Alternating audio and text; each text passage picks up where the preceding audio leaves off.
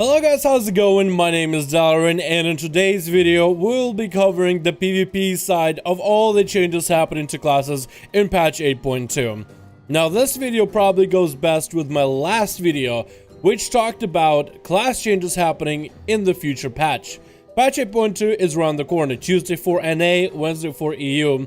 And there's a lot of things that Blizzard is changing when it comes to certain classes. This video will particularly cover the PvP side of what is happening in patch 8.2 that deals with how classes are changing. If you guys want to read and see the base version of the changes happening in 8.2, I'll have that link down below. And in a sense, you can treat that video as a part 1 to all the class changes. This part is part 2, the PvP side of what is happening to us in 8.2.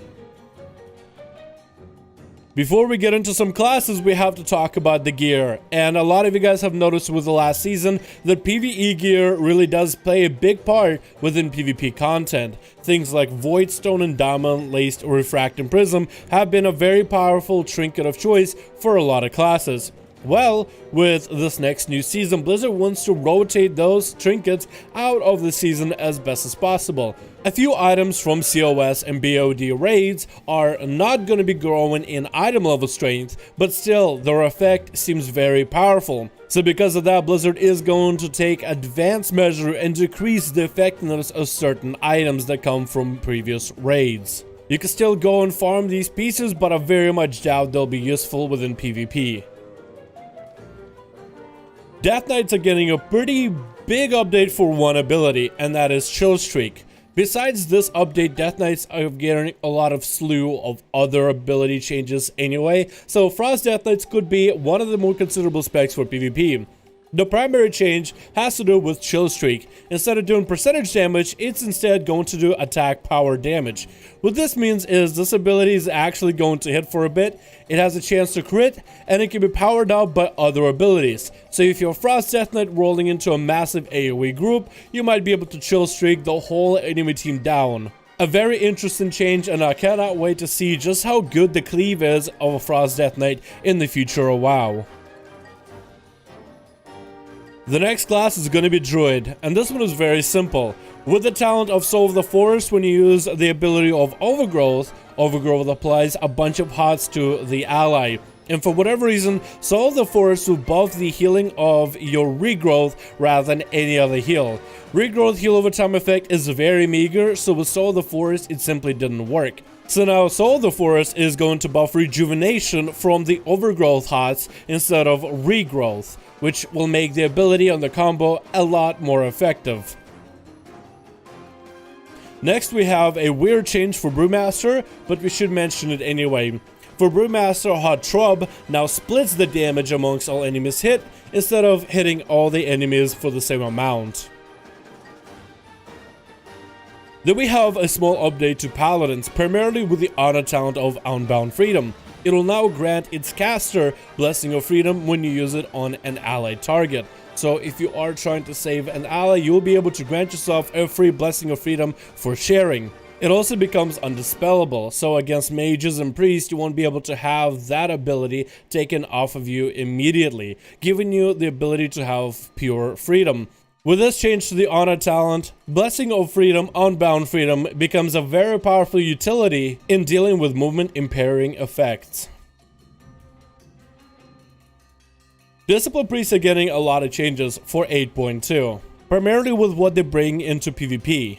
This healer always had a very bursty playstyle that was very mana inefficient, so Blizzard wants to help solve the mana issue of Discipline Priest, and also wants to increase the potency of a lot of their honor talents in order to make them far more viable.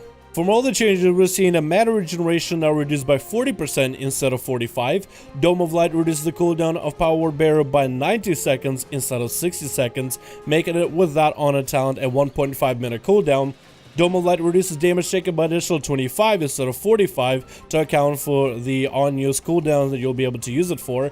Premonition now heals up to 4 friendly targets with atonements, was all nearby allies, so less good in a BG situation. Premonition's healing radius is increased slightly. It now heals for slightly less spell power, and it now does slightly less damage back to you, and increases the duration on atonements on targets healed by 3 seconds. Also, Trinity now increased the healing chance for Atonement by 20% instead of 12%. And Ultimate Radiance increases the healing of Powered Radiance by 250% instead of 200%. If you're someone who hasn't played your Disc Priest in a while, I think 8.2 with Season 3 is going to be the best time to pick up Disc Priest healing. Elemental Shaman's Lightning Lasso is getting a nice change for PvP. We've actually covered this change in previous videos, but in this video we'll still go over exactly what it does. Lightning Lasso is going to do, instead of percentage damage, rather spell power damage. That means it can be buffed by intellect, on-use trinkets, and versatility. And because it works off of spell power, it can now crit. Lightning Lasso also continues to do damage even if the enemy is permanently immune to stuns, making it a very powerful ability to use in PvP whether you can stun the enemy or not. When an enemy is stunned by Lightning Lasso, trinketing Lightning Lasso does remove the damage component. In patch 8.1.5, Lightning Lasso dealt consistent damage. The change in 8.2 is this ability can now crit, can do more than it's supposed to with different buffs, but if you don't have any kind of buffs or crits, then this ability will on average do less damage. But because of its capability to be able to crit, it should equal out fairly well. Finally, we have a change with Affliction Warlocks, and they are adding them a new honor talent called Endless Affliction. It will no longer increase the duration of your stable affliction, rather after UA has run out, it will leave a debuff on the enemy called Endless Affliction, which functions just like UA. That means if you dispel Endless Affliction, you will still cause the silence and the damage effect. So after you apply UA on the enemy and UA runs out, the damaging component of UA is gone, but the 10% damage increase and all the properties of UA do stay on the enemy, and it does have a slightly changed visual, a more purple looking UA. If you decide to cast Unstable Affliction on Endless Affliction affected enemy, Endless Affliction gets replaced by Unstable Affliction, and then after UA runs out, you do get the Endless Affliction debuff back. This is given to Affliction Warlocks in replacement of Endless Affliction, where it would simply prolong the damaging component of Unstable Affliction. What was bad about that honor talent is it made the ability tick over a longer period of time, so you didn't get that instant gratification of damage, which worked conversely from what you're trying to do. This change allows a post-unstable affliction to stay on the enemy. While it doesn't have the damaging component of a ticking dot on an enemy, it still leaves behind the debuff that is required for UA playstyle to work.